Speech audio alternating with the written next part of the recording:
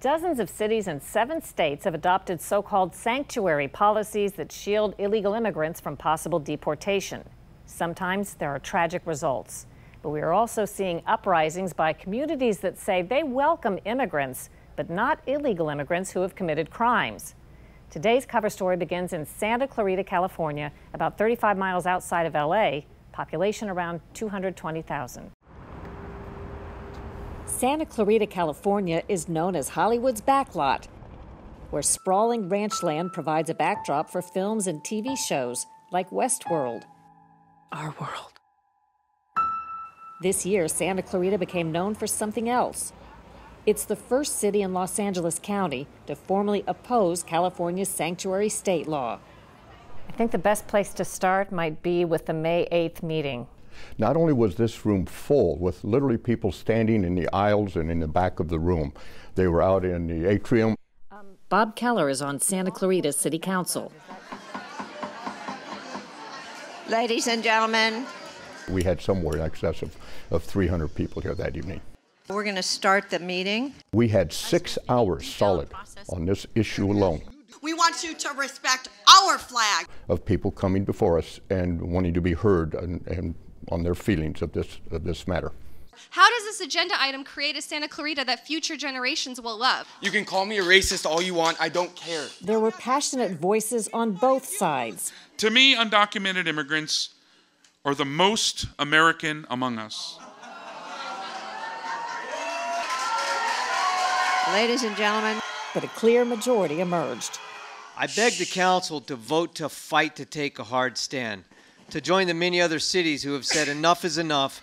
And that you oppose a sanctuary city law. Thank you. Thank you. They don't want Santa Clarita to be a sanctuary city. Absolutely not. I know that this community is still largely a conservative area. And you know what? We've done pretty darn good with it.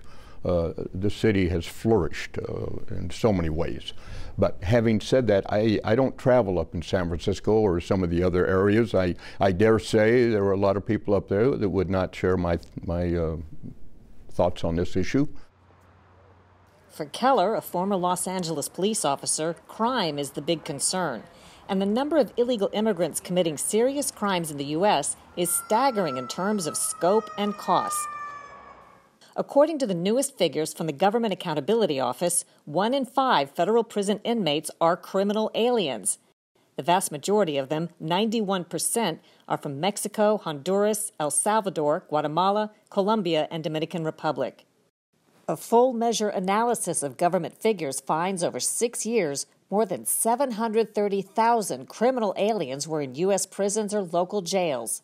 They accounted for 4.9 million arrests for 7.5 million offenses, more than 1 million drug crimes, more than 663,000 assaults, sex offenses, and kidnappings, 33,000 homicides, and 1,500 terrorism-related crimes. In terms of cost, federal taxpayers shelled out more than $15 billion, or $2.5 billion a year, to keep criminal aliens behind bars. With so much at stake, the battle has turned epic. It's so basic. It's called law and order and safety, and we're going to have it in our country. In January, the Trump administration put 23 sanctuary cities and states on notice that they risk losing some federal funds. In March, the Justice Department sued California. Some sanctuary cities are digging in. Philadelphia Mayor Jim Kenney was seen dancing and singing last June after a favorable court ruling. A sanctuary city, yeah! Do you see any potential downside for California being a sanctuary state? I don't think there are really. Pedro Rios heads an immigrant rights group in San Diego under the Quaker Christian organization, the American Friends Service Committee. What's your view of what seems to be a movement, at least among some, probably the more conservative cities or towns, the movement to say we are not on board with the sanctuary city idea or sanctuary state? You know, I think it's not a very strong movement. I have witnessed some people who go from city council to city council trying to convince elected officials that they should stand against the state of California. But state of California officials have spoken that this state should then be a beacon for other states to follow in how it treats its immigrant communities. Illegal immigrant community. I know you maybe don't want to say illegal, but you're not just talking about legal immigrants. I think at this point we've moved away from that distinction of who has status and who doesn't, and it's particularly focused on the color of someone's skin. And that's something that we want to rebut as much as we can. Don't some people have a right to be worried, even if they do care about the people who come here and are going to be good people and contribute? They are concerned about this possibility of additional crime. Certainly, if people have committed crimes, then there's a justice system that should be upheld. At the same time, I think it's important to recognize that oftentimes ICE isn't necessarily truthful about the numbers it produces. If Rios thinks ICE, Immigration and Customs Enforcement, is padding the crime numbers, Don Rosenberg does not. Especially in San Francisco, they become a protected class. Whatever they do, they get away with. In 2016, Rosenberg told Full Measure that his son Drew was on his way home from law school when he was run over and killed by an illegal immigrant. Roberto Gallo had been caught 5 months earlier driving the wrong way down a street with no license or insurance. He kept driving unlicensed until the day he killed Drew. Rosenberg spoke at the May 8th meeting in Santa Clarita. We've heard tonight a lot about tearing families apart. What we never hear from those people is any acknowledgement whatsoever about the families that are torn apart or really destroyed by the presence of illegal aliens in California and the United States.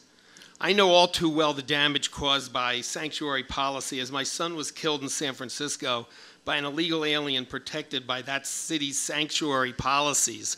So for the person who said sanctuary policies don't hurt anybody, I'm certainly evidence, and my son evidence, that you're wrong. Thank you. When the time came, past 1 in the morning, I guess we'll have roll call. It wasn't even close. Councilmember Miranda? Yes. Santa Clarita City Council voted 5-0 to oppose California's sanctuary state law.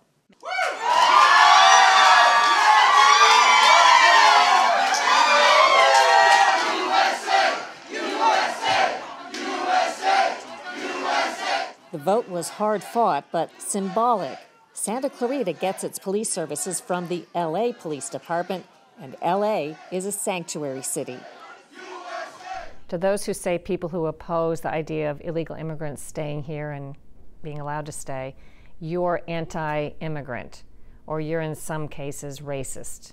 What is your answer to that? I have sponsored people to immigrate into this country in my life, and I absolutely believe in lawful, proper, go through the process immigration into our country. I do not believe in just opening up borders and have people come into this country and take over. It's been through an appreciation for the laws, a recognition of what took place to create this great country that is the envy of the world. To Keller, federal laws are being violated by sanctuary states and local governments. The way Rio sees it, fixing things is the job of Congress. Unfortunately, I think there's little hope right now for Congress to get their act together and to pass real significant immigration policies that will benefit the many people that need them. Congress is ultimately more divided than what it's ever been. At least 16 local councils in California have voted to join the Trump administration's lawsuit or fight the state's policies in some way.